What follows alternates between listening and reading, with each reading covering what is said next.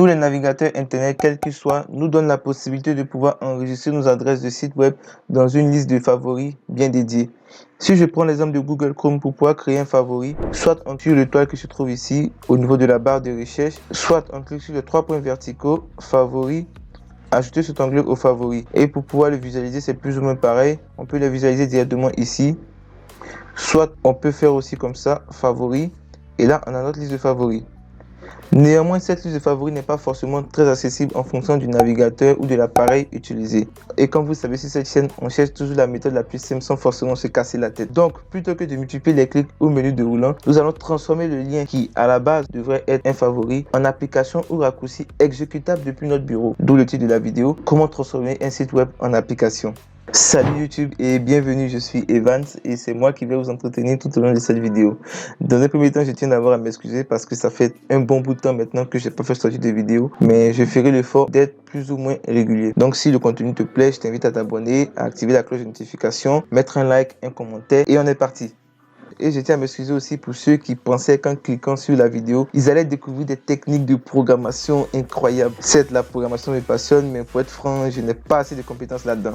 Donc tout à l'heure, je disais qu'on allait transformer un site web en application. Sachez qu'il y a plusieurs méthodes, plusieurs procédés pour pouvoir réaliser cela. Mais nous, on verra une seule méthode. La méthode que j'ai nommée la méthode browser. Pourquoi browser? Parce qu'on va utiliser un navigateur. Et moi, pour ma part, comme vous le savez, c'est Google Chrome. Et donc, je vais vous expliquer comment cela fonctionne.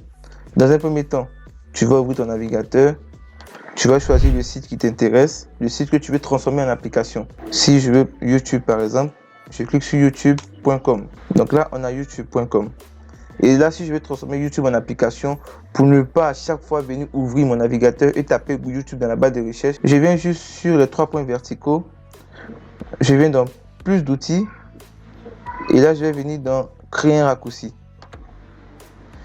Et là, j'ai la possibilité de pouvoir renommer mon raccourci ou mon application en griffe que je vais exécuter depuis mon bureau. Donc, je peux l'appeler par exemple mon YouTube. Voilà. Et c'est très important de pouvoir cocher ouvrir dans une fenêtre. Parce que si vous ne cochez pas, lorsque vous allez ouvrir l'application, elle va forcément se lancer avec Google Chrome. Alors que là, on veut que l'application fonctionne indépendamment de Chrome. Donc, on clique sur ouvrir dans une fenêtre et je fais sur créer. Donc, c'est tout ce qu'on aura à faire. Vous voyez que l'application s'est ouverte. Même si je ferme Google Chrome, je ferme aussi l'application. Je ferme tout. Vous voyez ici sur mon bureau, on a mon YouTube. Je vais dupliquer là-dessus. Et là, automatiquement, on a notre application qui s'est lancée. Si vous regardez ici, vous voyez que notre application YouTube est lancée. Et Google Chrome est toujours fermé ici. Et ce qui me plaît beaucoup avec cette méthode, si vous avez l'habitude d'utiliser des extensions, sachez que vous pouvez toutefois les utiliser sans souci. Vous cliquez ici et vous avez les extensions, vous pourrez les ajouter ou les supprimer. Et là, vous pourrez faire tout ce que vous voulez. Par exemple, je peux juste taper Evans Yao. D'ailleurs, il ne manque plus que 7 personnes pour qu'on atteigne les 500 abonnés. Donc, je compte vraiment sur vous. Donc, on voit, c'est assez simple. On peut créer n'importe quel site web en application sans souci.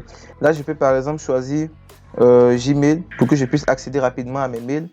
Donc, je viens ici, plus d'outils, créer un raccourci, Gmail, ouvrir dans une fenêtre, créer. Et là, automatiquement, j'ai mes mails.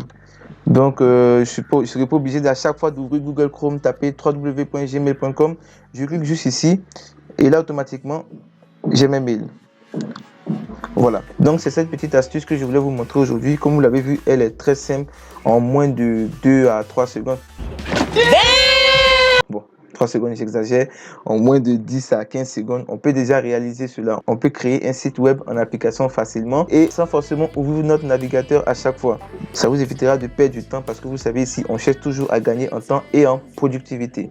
Donc vraiment, si cette vidéo vous a plu, je vous invite encore une fois à vous abonner à la chaîne, à activer la cloche de notification. Comme je vous ai dit, il y aura beaucoup de vidéos qui vont arriver ces temps-ci.